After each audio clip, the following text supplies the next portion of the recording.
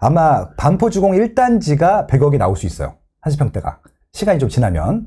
입주한 다음에 한 3, 4년 안에. 근데. 그 평당 3억이란 얘기예요. 그렇죠. 근데 이제 확실하게 그 100억이 갈 아파트는 대기하고 있어요. 어디요? 압구정 현대아파트입니다. 아직 재건축하려면 한 10년 남았거든요. 네. 그 아파트는 무조건 반포동에 있는 아파트보다는 비쌀 거예요. 그러면 이미 100억 가까이 갔기 때문에 압구정 현대아파트는 30평대가 100억이 넘을 거예요. 알겠습니다. 오늘 재건축에 대해서 먼저 얘기를 나눠보도록 하겠습니다. 재건축이 주목받는 이유는 뭔가요, 지금?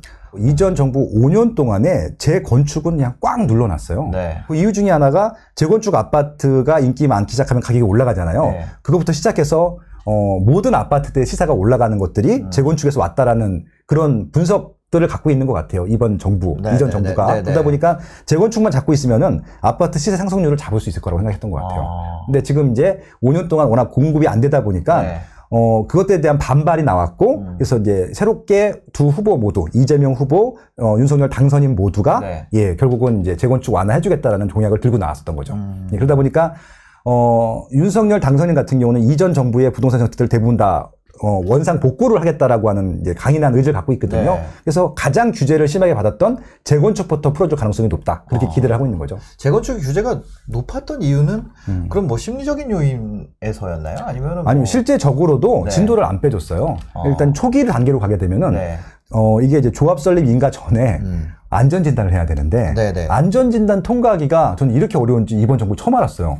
제가 안전진단에서 막힌다는 얘기는 거의 들어보지 못했거든요. 안전진단 완전 초기잖아요. 조합도 없을 때잖아요. 그렇죠. 조합 추진위 있을 때. 그러니까 단적인 지역 하나 딱 보시면 돼요. 어디요? 목동 아파트. 목동. 14개 단지가 있는데 한 단지만 통과됐고 정밀히 6단지가 나머지는 다 통과를 못했거든요. 이상하지 않으세요? 똑같이 1988년도 준공 아파트들이야. 14개 단지가 거의 다 전후로. 근데 똑같은 설계로 거의 똑같은 시공 능력과 똑같은 자재를 지었는데 여기는 통과되고 여기는 통과가 안 돼요. 왜 그럴까요?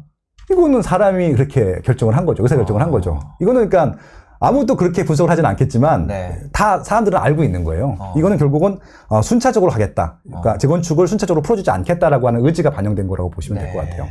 두 번째가 이제 중후반대에 또 이제 단계들이 있는데 가장 큰 문제가 재건축 초과이익 환수제예요. 이것은 추진위부터 준공 때까지 가격이 오를 거잖아요. 근데 일반 주변에 있는 구축 아파트보다 더 많이 오르면 많이 오른 것들의 한 50% 정도를 나라가 갖고 가요. 이게 문제가 됐던 게 통상적으로 새 아파트가 무조건 더 비싸요. 당연한 거잖아요. 그렇죠. 입지는 똑같은데 새 아파트니까. 근데 일반 아파트 그 분양가를 보게 되면은 기존에 있는 구축 아파트보다 더 싸게 분양을 해요. 그러면 이제 입주할 때쯤은 가격이 점핑을 되거든요. 그러니까 이게 너무 많이 오른 거예요. 그러니까 추진 단계 때는 가격이 쌌겠죠, 당연히. 거의 10년 동안 걸렸으니까 10년 동안에 얼마나 많이 올랐겠어요. 그죠. 그 상승분을 거의 반을 갖고 간다고 하는 것들인데 갖고 가는 것들에 대해서는 불만이 없어요, 솔직히. 근데 문제는 준공할 때 내가 입주를 해야 되는데 돈을 내고 입주를 하래요. 그러니까 심지어는 반포에 있는 모 단지 같은 경우는 8억 원을 내라고 시뮬레이션이 나왔었어요. 김현민 장관 때. 그때 발표하면서. 근데 아무리 반포에 사는 분이라 하더라도 8억을 시원찰로 들고 있는 분들이 몇 명이나 되겠어요. 그러니까 이거는 하지 말라는 얘기죠. 그러니까 반포가 못하면 다른 쪽은 못하죠. 그래서 이것들이 굉장히 조합 간의 갈등을 유발했어요. 난 돈이 있기 때문에 무조건 돼야 된다. 아니다. 정권이 바뀌기 전까지, 제도가 바뀌기 전까지 기다려야 된다. 이런 세력들이 양분이 되다 보니까 조합 내부에서도 이게 그런 거죠. 돈이 있는 사람들은 그냥 빨리 가자. 돈이 없는 사람들은 기다리자. 그러다 보니까 초과이익 환수금 자체가 그렇게 조합을 이제 양분시키는 그런 좀 결과들을 갖고 왔기 때문에 진도를 많이 못 뺐고요. 그리고 마지막으로 분양가 상한제와 허그의 분양가 통제 제도가 있었어요. 이게 차라리 시세보다, 그러니까 일반 아파트, 구축 아파트보다 비싸게 분양할 수 있으면은 일반 분양가가 비싸기 때문에 분양은 될 거거든요. 그러면은 조합들이 분담하게 될 추가 분담금의 양이 좀 줄 거잖아요. 심지어는 이 환급금을 받기도 하고 그렇게 되는 것들이죠. 근데 분양가를 낮추다 보니까 최근에 몇몇 단지들 같은 경우는 일반 분양분보다 조합원 분양가가 더 비싸요. 추가 분담금을 많이 내야 돼요. 그러니까 대표적인 지역이 아까 말씀하셨던 레미안 원베일리예요.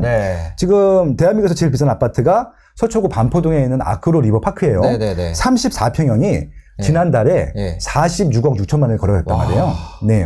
근데 이게 2016년도에 입주한 대림 산업의 아파트죠. 아크로, 예. 그러니까 지금 6년 차가 됐죠. 그쵸. 7년 차가 됐고요. 아, 벌써. 예. 근데 그 아파트보다 그 옆에 이제 그 고속터미널과 예. 아크로리오파크 원베일리. 사이에 있는 원베일리가 원베일리가 대장된다 그러던데. 훨씬 더 좋은 단지거든요. 네. 일단 입지도 좋고 더 새 거고 이건 2년 후에 입주하거든요. 네. 그리고 2,990세대예요. 3,000세대.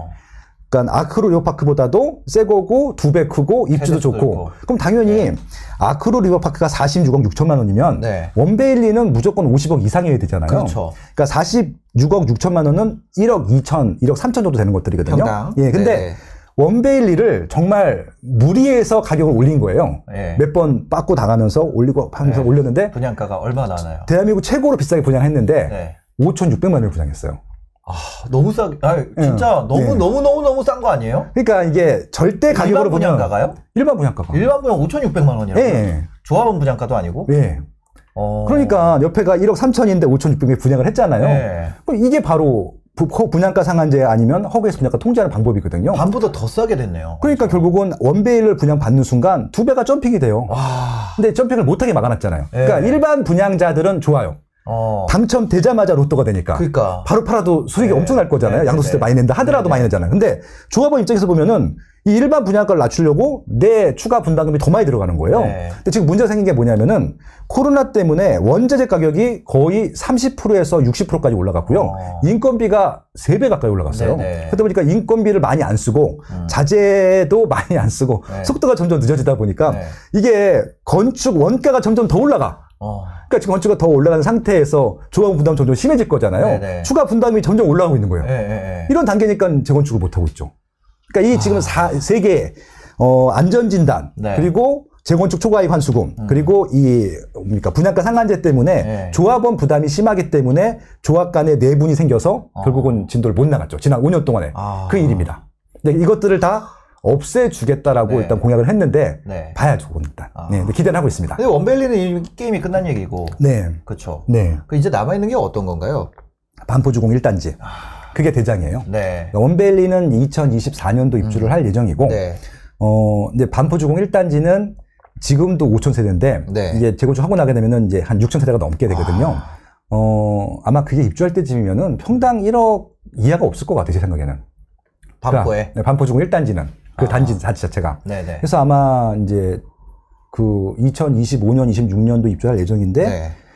1억 5천, 2억 정도 가지 않을까 싶어요, 거기는. 2억까지도. 네, 갈 것 같아요, 제 생각에는.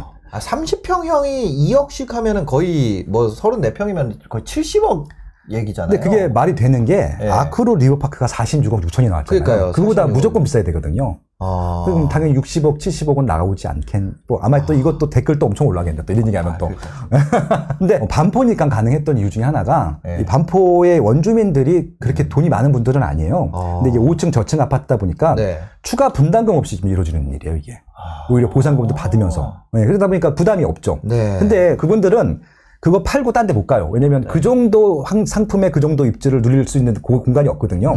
돈이 더 들기 때문에. 네네. 파는 순간 양도소세 내고 대출을 못 받기 때문에 더 좋은 데 못 가기 때문에 거기가 평생 살 네. 겁니다. 그러다 보니까 매물이 안 나올 거예요. 네. 매물이 나온다 하더라도 엄청 비싸게 분양을 하겠죠. 네. 매매가로 내놓겠죠. 이거 양도세가 어마어마하구나. 그러니까, 예, 그러니까 이제 어떻게 되냐면은 결국 매물이 적은 상태에서 네. 그 단지에 들어가고 싶은 사람들이 있잖아요. 네. 근데 부자들은 분명히 있거든요. 그 몇 분들이 그걸 사요, 비싸게. 그러면 그게 시세가 되는 거예요. 그렇기 때문에 바로 이게 60억, 70억이 되는 이유 중에 하나가 네. 이게 6,000세대 전체가 거래되는 게 아니라 네. 거래는 한 건, 두 건 될 텐데 물건들을 안 내놓을 것이기 때문에 살려고 하면 그 돈을 주고 들어갈 수밖에 없어요. 이런 구조입니다. 나중에 여기 계신 분들이 돌아갈 때 상속받는 친구들이 그거 상속세 내려고 파는 거 그거 기다려야겠네. 그렇죠. 예, 간혹가다 급매물이 나오죠. 네. 그리고 또 간혹가다가 이제 뭐라 그럴까요? 이민 가시는 분들이 또 있고. 예, 그리고 네. 이제 이주택자 분들이 분명히 있으세요. 그리고 또 여기 또 이제 또 하나 또 체크해봐야 할 것이 네. 이게 대형 아파트가 많아서 네. 1+1로 받으신 분들이 꽤 있거든요. 네, 네. 그분들은 파실 것 같아요. 제가. 그렇죠. 하나가 예, 보너스. 그거에 아마 이제 급매로 나올 가능성이 근데 높겠죠. 1플러스 20평대가 매물이 좀 있겠네요. 20평대를 못 팔아요. 아, 이게 20평대 못 지금 팔아요? 규제상 네. 대형을 팔아야 돼요. 아 진짜요? 예, 그러니까 그게 좀 저도 그 법이 왜 존재하는지 모르겠어요. 그런 법이 있어요? 네. 그러니까 이거는 걸려요. 1+1 받으면 내가 그 순위 신청해가지고 한 큰 그러니까 거랑 내가 작은 60, 거 하나. 그렇죠. 내가 60평대 갖고 있으면은 네. 40평, 20평 갖고 있잖아요. 그러니까요. 네. 40평을 팔아야 돼요. 20평은 못 팔아요. 규제가. 그럼 엄청 많이 내야 돼요, 세금을. 그다음에 이걸 내야 되는 거예요. 네. 그러니까 좀 뭔가 좀 이게 정상적이지 않은 제도들이 많아요. 그런 규제가 있구나. 네네. 그래서 1+1 받으신 근데 분들은 재건축은 그럼 안 좋은 거 아니에요? 재건축이 돈이 되나? 그래서 결국은 예전에는 1+1을 챙겼는데 지금은 1+1 받으신 분들이 취소하고 한 채로 달라 그래요. 대형으로 그냥 60평, 70평 달라고 해요. 아예. 돈을 안 줘도 되니까. 그러니까 한 채 받고 그냥 똘똘한 한 채. 그렇게 되는 거죠. 아니면 뭐 일부 환급 받거나 뭐 그렇게 선택하시는 분들도 있을 거고. 그래서 이 제도들 좀 바꾸긴 해야 될 것 같아요. 좀 부당하긴 하잖아요. 그렇죠. 보통 대형 살고 싶지 소형 살고 싶지는 않을 텐데. 그러니까. 그럼 예를 들어서 이런 얘기 좀 조심스럽지만 해볼 수 있을까요? 네. 30평 아파트가 100억을 갈 수 있을까요? 이미 제가 근사치 말씀드렸잖아요. 일단 반포지구 1단지는 입주할 때쯤이면은 60억, 70억이 돼 있을 거거든요. 근데 아마 반포주공 1단지가 100억이 나올 수 있어요. 30평대가. 시간이 좀 지나면. 입주한 다음에 한 3, 4년 안에. 근데. 그 평당 3억이란 얘기예요. 그렇죠. 근데 이제 확실하게 그 100억이 갈 아파트는 대기하고 있어요. 어디요? 압구정 현대아파트입니다. 아직 재건축하려면 한 10년 남았거든요. 그 아파트는 무조건 반포동에 있는 아파트보다는 비쌀 거예요. 그러면 이미 100억 가까이 갔기 때문에 압구정 현대아파트는 30평대가 100억 넘을 거예요. 압구정 현대가 지금 아크로 리버파크랑 가격이 비슷하잖아요. 평당 가격이. 지금 사는 가격은 그렇죠. 그렇죠. 오히려 지금 아크로 리버파크가 더 비싸죠. 압구정 현대아파트는 10년 플러스 10년이니까. 그리고 추가 분담금을 내야 돼. 그리고 추가도 그다음에 내야 또 돼. 재초안도 내야 돼. 법이 안 바뀌면. 그렇기 때문에 지금 솔직히 이런 비용까지 다 합치게 되면은 압구정 현대아파트가 훨씬 비싼 거예요. 아크로 미래 가치가 또 미래 가치 있긴 하지만 지금 추가로 들어갈 돈이 많거든요. 심지어 거기는 1대1로 가려고 하기도 했거든요. 임대 안 넣고 그냥 다 대형으로 만들어서 자기들이 다 그 평대 누리겠다. 그럼 추가 분담금을 100% 다 넣어야 되거든요. 1, 2차 이런데. 그렇죠, 그렇죠. 그 앞에 톡 튀어나온 여기 있는 애들. 그렇죠. 거기는 아마 대형만 갈 것 같고 거기 30평대가 있긴 한데 30평대들도 아마 추가 분담금이 꽤 많이 나올 것 같아요. 거기는 100억이 안 될 수가 없어요. 그거 다 반영하면은. 30평대. 왜냐면 이미 들어간 돈이 있잖아요. 지금 사게 되면은 40억, 50억을 줘야 되고 추가 분담금이라든지 세금까지 다 감안하게 되면은 이미 거의 100억 육박한 돈을 지불하고 들어가는 것들이기 때문에 반포종 1단지보다 압구정 같은 경우는 더 안 팔려고 할 겁니다. 그러면은 더 비싸겠죠. 그러면서 또 그 비용을 지불해야지 그분들 거를 갖고 올 수 있으니까. 이게 지금 한 10년 후 일이긴 한데 이거는 확실히 저는 그렇게 될 거라고 예상할 수밖에 없어요. 전문가로서. 2032년. 그렇죠. 2030년, 32년 그 정도 되면 자, 그러면 그럴 곳 또 있을까요? 재건축? 지금? 그 정도 가격으로 올라갈 때는 거의밖에 없고요. 그 정도가 아니더라도. 많죠. 서울은 대부분 그렇게 될 것 같아요. 지금 일단 가장 관심들을 많이 갖고 있는 지역이 아까 말씀드린 목동이에요. 목동은 이게 사후적으로 보면 불행 중 다행인데 안전진단을 통과하지 못해서 가격이 주춤해요 지금. 근데 이게 안전진단을 통과하는 순간 가격이 또 한번 점핑이 될 거거든요. 그러니까 지금보다 아마 많이 올라가겠죠 일단. 그러니까 지금은 마용성이라고 하잖아요. 마포, 용상, 성동구가 양천구보다 비싸요. 원래 양천구가 더 비쌌거든요 목동 때문에. 역전을 상한 상태인데, 그러니까 마포라든지 용산은 원래도 비쌌으니까 논외로 하고 마포나 성동구 같은 경우는 뉴타운들 혹은 이제 이런 또 새 아파트들이 재개발로 개발되면서 시세가 올라갔던 지역들인데. 목동 아파트는 처음부터 아파트였기 때문에 원래 저 말씀드렸잖아요. 원래 아파트 입지가 좋은 입지라고 비쌌는데 지금 재건축 연회돼서 상품이 나가서 좀 싼 것들이거든요. 재건축이 되는 순간 여기는 올라갈 수밖에 없고 그리고 여기는 용적률이 낮기 때문에 지금 용적률을 더 올려준다고 하잖아요. 용적률을 올려주지 않아도 여기는 지금 용적률만 받아도 이 100%대기 때문에 300%만 줘도 여기는 점핑이 되거든요. 25,000세대인데 일단 56,000세대는 무조건 돼요 여기는. 그러니까 2배가 넘게 되는 거라서 사업성도 좋아 심지어는. 그러니까 돈이 들 들어가죠 또. 목동 같은 데 가려면 얼마 있어야 돼요? 지금 적게는 10억 전후고요. 많게는 20억 전후. 너무 비싸다. 그러니까 이건 대형 사는 게 좋을 것 같고 지금 20평대 같은 경우는 10억 안 들겠군요. 한 7억에서 한 8억 정도면 되겠네요. 7, 8억. 네. 20평대. 20평 7, 8억에 이거 전세 끼고 사는 거죠. 전세 얼마나 들어가 있어요? 전세가 지금 케이스 바이 케이스여서 여기가 낡은 아파트들은 전세가가 낮아요. 낮아도. 새 아파트가 낮아도. 그렇죠. 한 뭐 4억에서 8억. 요즘 또 그 계약갱신 청구권 때문에 시세를 좀 겨냥할 수가 없는데. 그 뭐 한 7억 들어가 있다 4억에서 그러면 8억 정도 되거든요. 깔고 사는 거죠. 6억 들어가 있다 그러면 한 여기가 14억, 15억 이런가요? 15억, 그렇죠. 15억 넘어가죠. 20평이? 예, 그렇죠. 20평 15억 정도 하는구나. 이게 되면은 1, 2억 된다. 그렇죠. 되죠. 충분히 되고도 남죠. 그리고 또 하나는 이제 상계동.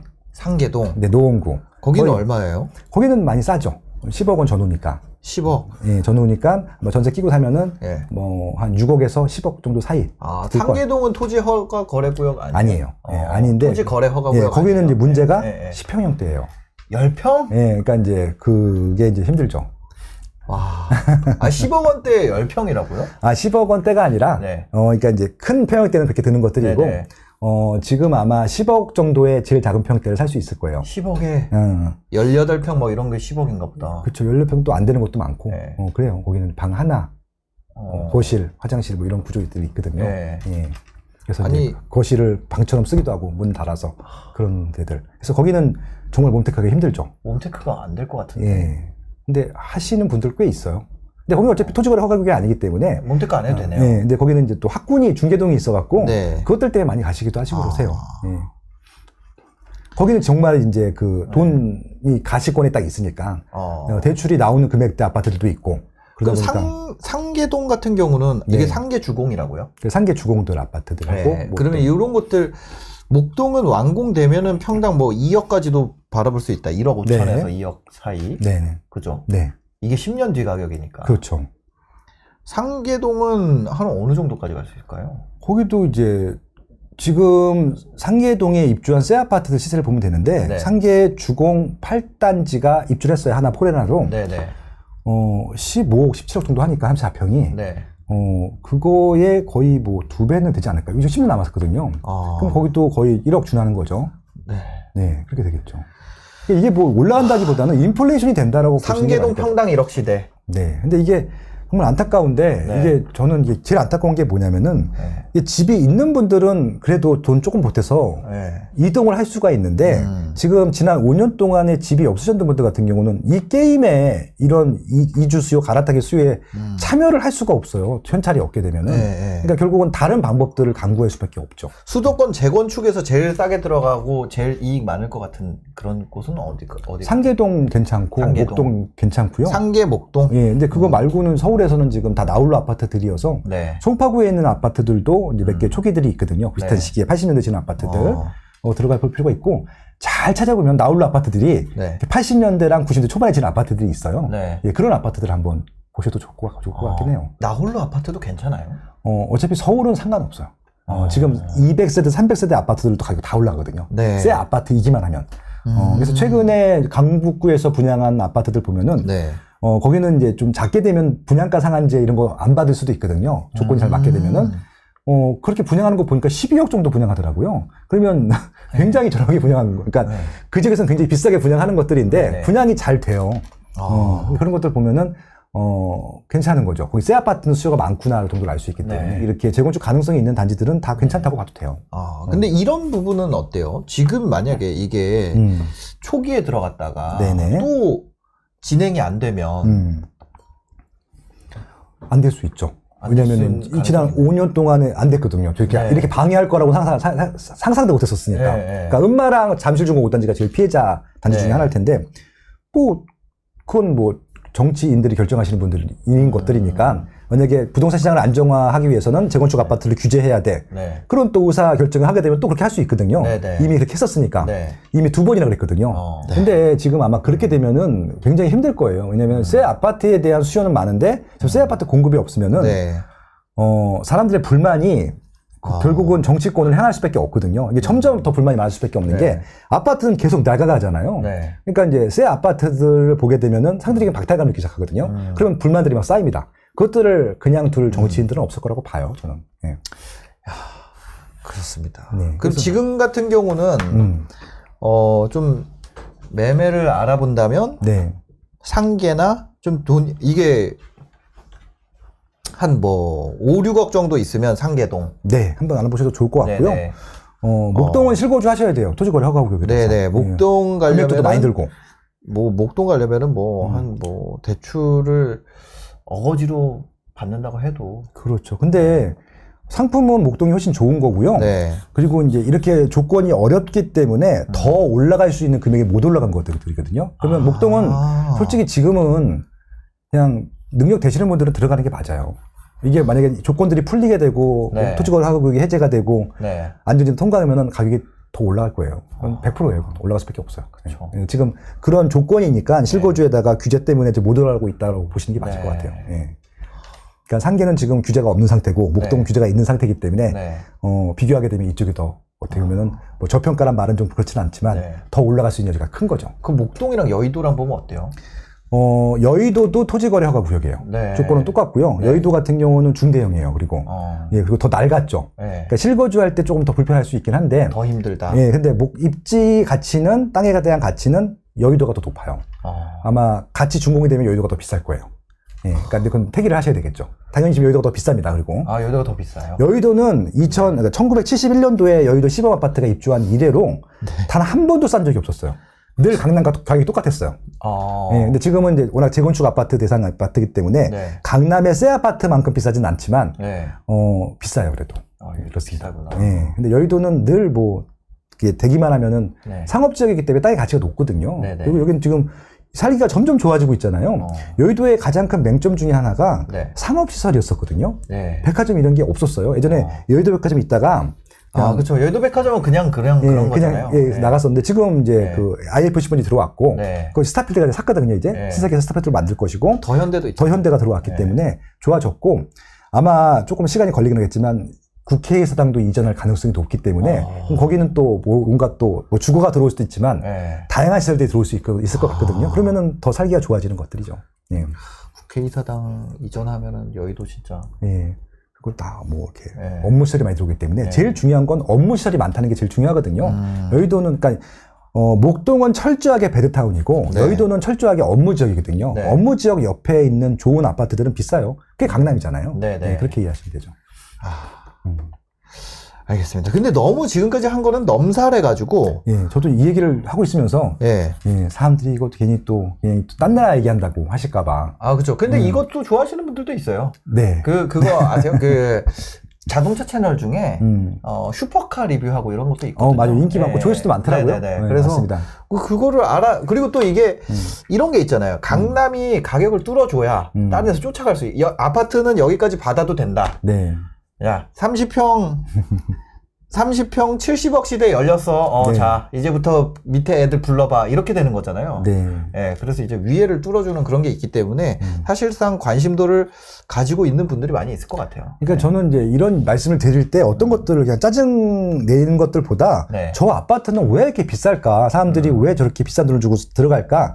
그거 한번 생각해 보시면 좋겠어요. 그러니까 그거 자체를 생각 안 해보고 그냥 딴 나라 얘기라고 생각하고 있는 사람들 뭐 온갖 불법을 저질러서 부자가 됐을 거야. 이렇게 생각하시는 분들한테는 화가 나는 방송이 될 수 있을지 모르겠지만은 그 아파트가 왜 그렇게 비쌀까를 생각해 보시고 그러면은 그 아파트 아니다. 그럼 아까 말씀하신 대로 아까 마용성 대타, 강남 대타 이런 거 말씀하셨잖아요. 이렇게 좀 대안들을 생각해 보시면 좋겠다는 생각을 해봐요.